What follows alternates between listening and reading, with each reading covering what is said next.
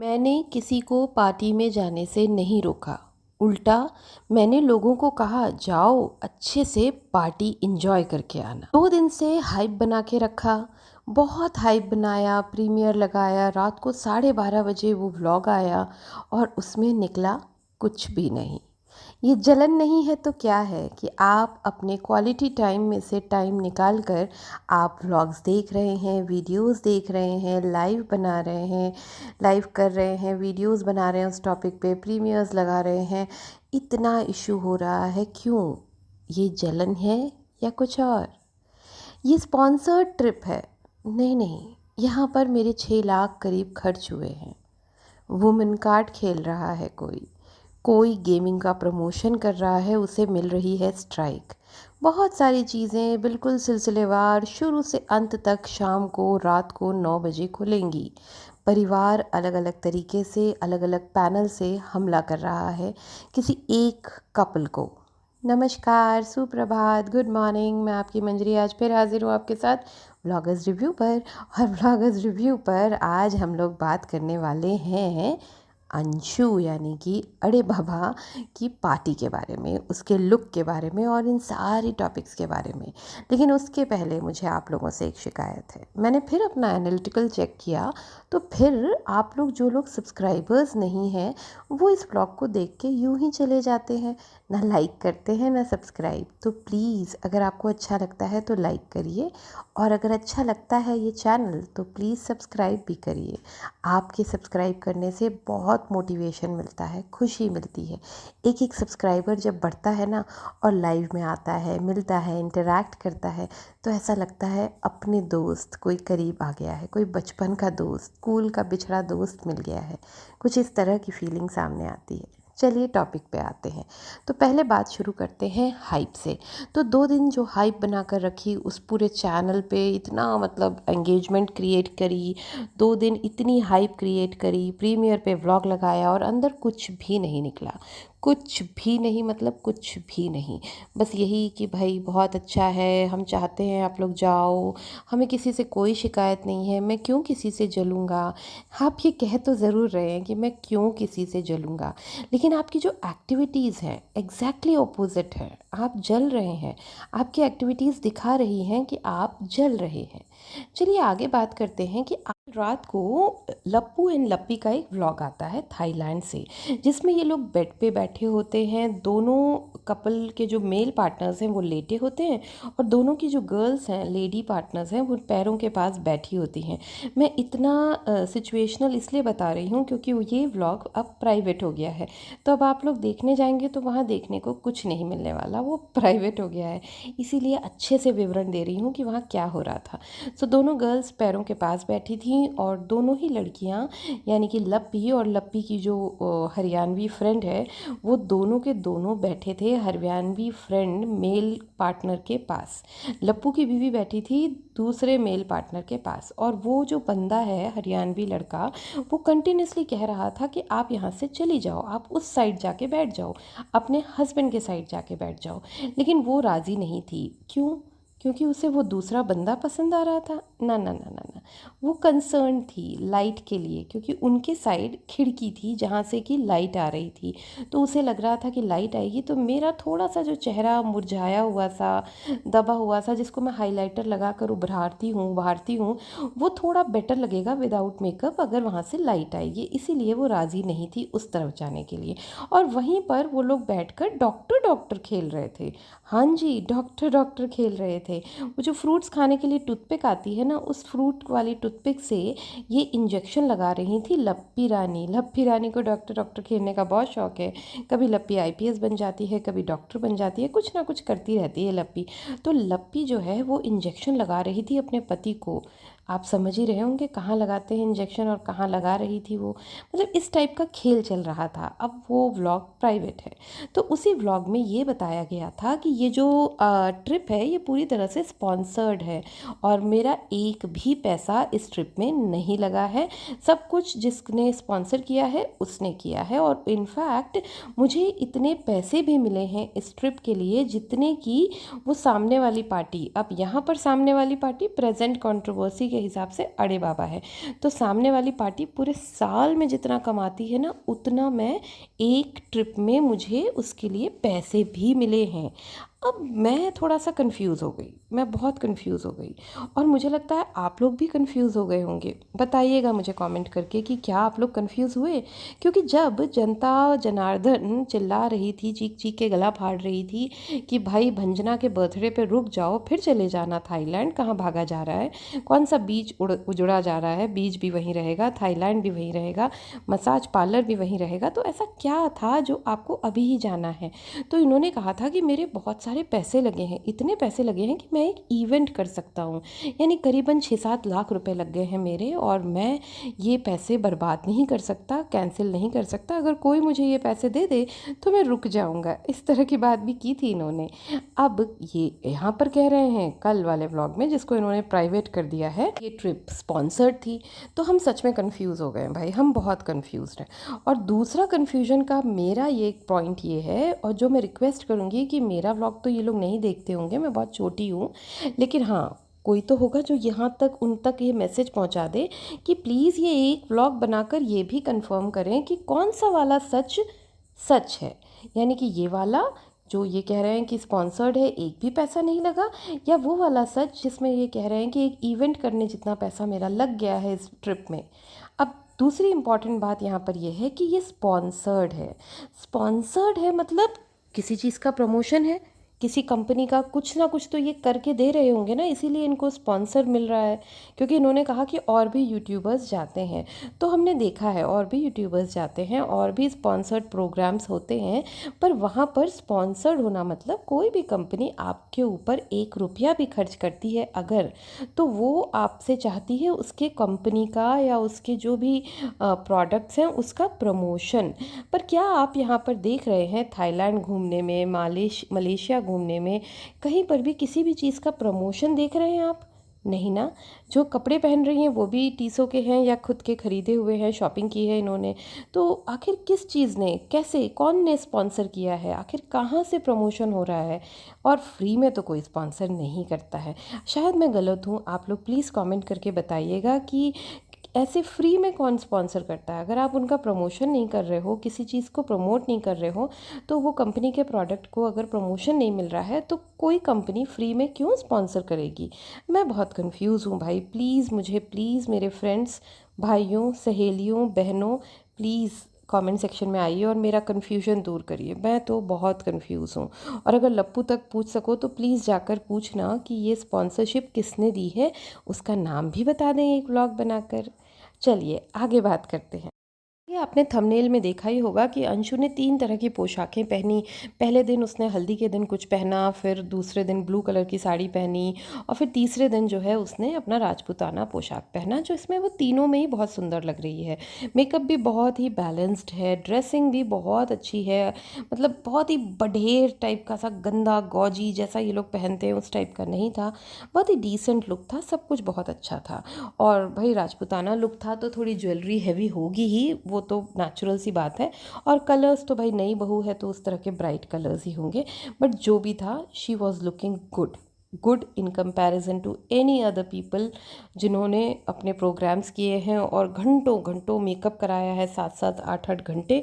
उनके कंपैरिजन में देखा जाए तो यस, वो अच्छी लग रही थी और वो सुंदर है, तो उसको ज़्यादा मेकअप की ज़रूरत भी नहीं है। अब जिसको रंग सांवला होता है या जिसके चेहरे पे बिल्कुल ग्लो नहीं होता है ना, तो उनको लीपा पोती की ज़्यादा ज़्यादा क्या कहते हैं उसे, ज़्यादा डिस्टेम्पर लगाना पड़ता है अपने आप को ग्लो और गोरा दिखाने के लिए, तो ज़्यादा टाइम लगता है। लेकिन यहाँ पर वो सुंदर है तो ज़्यादा टाइम नहीं लगा होगा मेकअप करने में। भाई हमने मेकअप व्लॉग तो देखा नहीं, आप लोग बताइएगा क्या आप लोगों ने देखा? सिर्फ हल्दी वाले दिन उसने मेकअप व्लॉग बनाया, उसने पूरे दिन 4 व्लॉग छापे, उसके अगले दिन से वो बिल्कुल ही गायब। ऐसा लगा जैसे लोग हल्ला मचा रहे हैं कि भाई क्या हुआ अड़े बाबा को, क्या हुआ अड़े बाबा को, व्लॉग नहीं आ रहा, क्या हुआ। तब जाकर उसने एक मजबूरी में छोटा छोटा क्लिप्स इधर उधर से लेके डाल दिया, लेकिन उसने मतलब ना उसके चेहरे से ही समझ आ रहा था कि कुछ तो हो रहा है, बैक पैनल कुछ तो चल रहा है, बहुत बहुत तगड़ा चल रहा है, जिसके कारण वो बहुत परेशान है। अब यहाँ पर एक और बात इम्पॉर्टेंट है कि भाई आप लोगों ने नोटिस किया होगा कि लप्पू ने अपनी लाइव में कह दिया कि वो प्रेग्नेंट है, और कल उनकी लप्पू की बायोलॉजिकल सिस्टर ने भी कह दिया कि वो प्रेग्नेंट है, 99% श्योर है, उन्हें खबर आई है, उन्हें खबर मिली है। तो आप लोगों को जिस गली जाना नहीं, उस गली की खबर क्यों लेते हो भाई? आप लोगों का खुद का कहना है, आप लोगों ने खुद ने कई बार ये कमेंट किया है कि भाई मेरी एक ही बहन है, मम्मी ने बैठ के, आपकी माता जी ने कहा है कि मेरे 3 ही बच्चे हैं, मतलब हर जगह से आप लोगों ने उसे निकाला है। अब जब आपको उस गली जाना नहीं, आपको उस बंदी से रिश्ता नहीं रखना, तो आपको क्यों खबर लेनी है कि वो प्रेग्नेंट है कि नहीं है? और अगर है तो आप कौन होते हैं ये रिवील करने वाले? आपको कोई हक नहीं है ये रिवील करने का। उसके साथ पहले ही एक हादसा हो चुका है। अगर वो अभी प्रेग्नेंट है भी तो उसे कम से कम 3 से 4 महीने का टाइम होना चाहिए उसके पास, ये पूरा हाइड करने के लिए। तो ये बहुत बड़ी गलती आप लोग फिर कर रहे हैं, और ऐसा करके आप लोग फिर अपने व्यूज़ कमा रहे हैं। लेकिन एक बात जो बायोलॉजिकल सिस्टर ने कही थी वो बिल्कुल सही है कि 2-4 दिन पहले के वीडियोज़ में आप जाकर देखिए, वो कह रही थी कि मुझे पूजा नहीं करनी है, इसलिए दीदी पूजा कर रही हैं। तो उस हिसाब से जो साइकिल की बात हो रही है, उस हिसाब से यस, यही मैंने आज कल दोपहर की लाइव में भी बताया था कि वो प्रेग्नेंट नहीं है। मैं अश्योर कर सकती हूँ, कंफर्म कर सकती हूँ कि वो प्रेग्नेंट नहीं है। ये इस तरह की अफवाह फैलाई जा रही है क्योंकि वो बीमार है, उसकी तबीयत तो ठीक नहीं है, लेकिन हर तबीयत ख़राब होने का मतलब प्रेगनेंसी नहीं होता। और ये जो खबर इधर की उधर करते हैं, ये तो आप लोग समझ ही गए होंगे, ये वही लोग हैं जिन्हें कहा गया है कि जाओ जाओ पार्टी में ऐश करो, पार्टी करके आना और खबर देते रहना। क्योंकि जिन लोगों ने खबर नहीं दी या जो लोग इनसे परमिशन लेके नहीं गए, उन्हें तो मिल रहा है ना रिटर्न गिफ्ट में स्ट्राइक्स पे स्ट्राइक्स। समझ ही गए होंगे आप। हाँ, ये बात हो रही है इंटरनेशनल जीजा जी के चैनल की। इंटरनेशनल जीजा जी के चैनल को स्ट्राइक मिली है, और जो बायोलॉजिकल सिस्टर जी बता रही हैं कल की लाइव में कि वो गेमिंग को प्रमोट कर रहे थे, वो गलत काम कर रहे थे, इसलिए उनको स्ट्राइक मिली। तो भाई गेमिंग को प्रमोट तो सक्सेना साहब भी करते हैं, गेमिंग को प्रमोट तो आपके भैया लप्पू जी भी करते हैं, आपकी भाभी के चैनल पे भी दिखता है गेमिंग का प्रमोशन। तो उनके साथ ऐसा क्यों नहीं हुआ? गेमिंग के प्रमोशन तो और भी बहुत सारे चैनल वाले करते हैं, उनके साथ ऐसा क्यों नहीं हुआ? और तभी उनकी लाइव में कमेंट भी आता है कि गेमिंग के प्रमोशन का सजेशन और हेल्प किसने की थी, गेमिंग का प्रमोशन दिलाया किसने था इंटरनेशनल जीजू को? तो वो बिल्कुल चिड़चिड़ा गई और कहती है हमें नहीं पता, ये सब मुझे नहीं पता, मुझसे मत पूछो। नाराज़ होने की क्या बात है बहन? नाराज़ होने की बात नहीं है, ये सच्चाई है कि गेमिंग का प्रमोशन करता भी लप्पू है और सबको बताता भी लप्पू है। ये हमने सक्सेना वाले एपिसोड में भी देखा है। लेकिन यहाँ पर गेमिंग का प्रमोशन तो सब करते हैं, तो सबको स्ट्राइक आनी चाहिए, लेकिन सबको नहीं आई, सिर्फ इनको आई क्योंकि किसी ने यूट्यूब का ध्यान उस तरफ कराया, किसी ने मेल भेज के बताया कि देखो ये गेमिंग का प्रमोशन कर रहे हैं। समझ गए आप कौन है वो किसी ने? खैर, यहाँ पर दीदी जी का कहना है, बायोलॉजिकल सिस्टर का, कि इन हमारे जो 2 भाई हैं उनके बीच में मिसअंडरस्टैंडिंग भी इंटरनेशनल जीजू करा रहे थे। जो अड़े बाबा हैं वो जब जीजू कहती थी इनके पति को, तो इस बात से भी इंटरनेशनल जीजा को चिढ़ होती थी।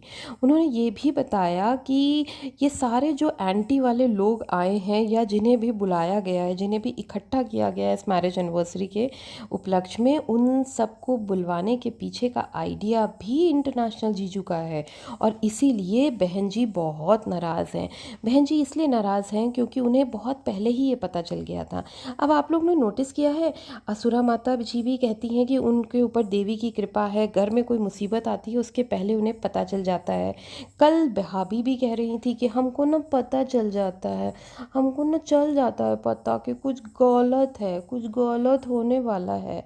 तो वैसे ही आज दीदी जी भी कह रही हैं, बायोलॉजिकल सिस्टर भी कह रही है कि भाई मुझे इंट्यूशन हो जाता है, मुझे पहले से ही अंदाज़ा लग जाता है कि ये बंदा कुछ गलत करेगा आगे, मैं इससे रिश्ता नहीं रखूँगी। तो जब आप लोगों को इतना स्ट्रॉन्ग इंट्यूशन है, घर में 3 महिलाएं हैं, तीनों के इंट्यूशंस इतने स्ट्रॉन्ग हैं, तो फिर आप लोग जगत दीदी जैसे जंजाल में फंस कैसे जाते हैं? आप लोगों के साथ ऐसे काम कैसे हो गए कि जगत दीदी ने आप लोगों को फंसा लिया? भाई आपका इंट्यूशन तब क्या छुट्टी पे थाईलैंड गया था?